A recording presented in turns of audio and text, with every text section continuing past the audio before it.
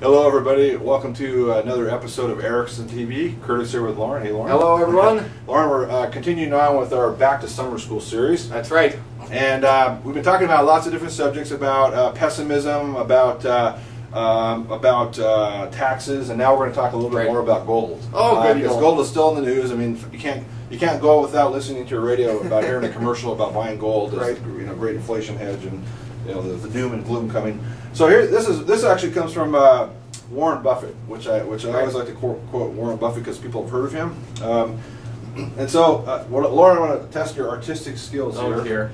Can you on this side maybe draw a line down the middle? Okay, that I could probably handle. And can you make like a kind of draw like a big cube? I don't even know how to draw a cube. A cube? Yeah. Okay. On this side? Yeah, that'd be great. Okay. On this side, we're gonna have a cube. I was hoping you're doing it. I love it. That's a real cube. There we go. Okay, thank you. So that's a cube.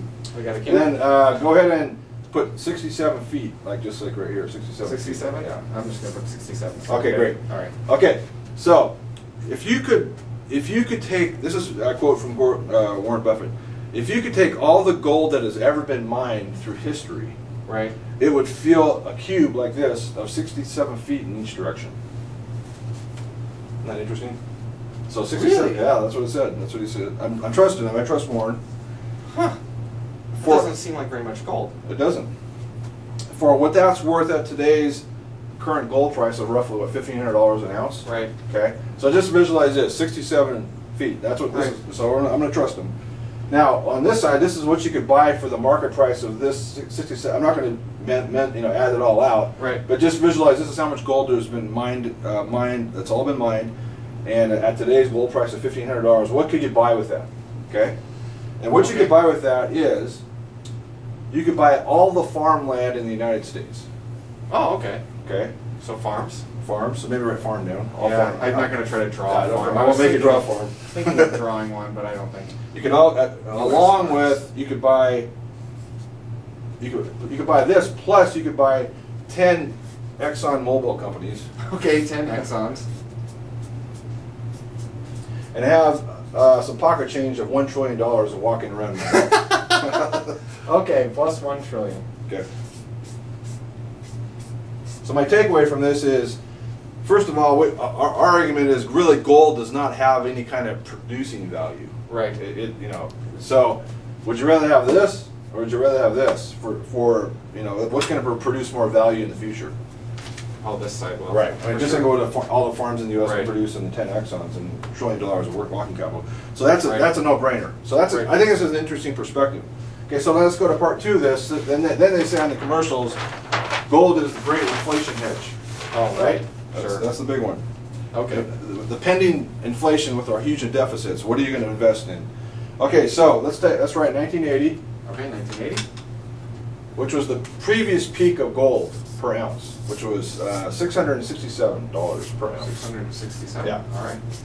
And let's look at it roughly today in 2011 at let's say 1,500 per ounce. Right. Okay. That looks pretty good, doesn't it? Yeah. That looks okay. Excellent. Okay. So gold has so the cumulative. If you factor out the math, this is a cumulative return of 2.7% per year. Okay. That's not very good. Okay. And at the same time, the CPI or inflation index has been 3.2. Right. Okay. So let's just write 2.7, versus 3.2, just so we can kind of keep track of all this. Right. Okay. And then, so right now, there's an argument that gold really is not a great inflation hedge, just based on that time period. Right. And then the second part of the equation is that the standard deviation of gold is extremely high. It's stock market like deviation. Now, if we use the same time period for the U.S. stock market, the S&P 500 index, including dividends, it has compounded 11% per year during this time. So again, I'm not saying that you shouldn't never have any gold for any reason, but just as all the arguments that they're saying on these radio commercials do not prove out. That's true. And it's 31 years of losing to inflation is a long time. Exactly, and that's included some huge deficits. It's included economic spikes, economic downturns, recessions, all kinds of great things. And so, anyway, we truly believe that the best inflation hedge is a diversified basket of global companies, that's going to give us the best protection against inflation. Thank you very much for watching this episode of Erickson TV and our Back to Summer School series, and we'll see you soon. Bye now. See you next time.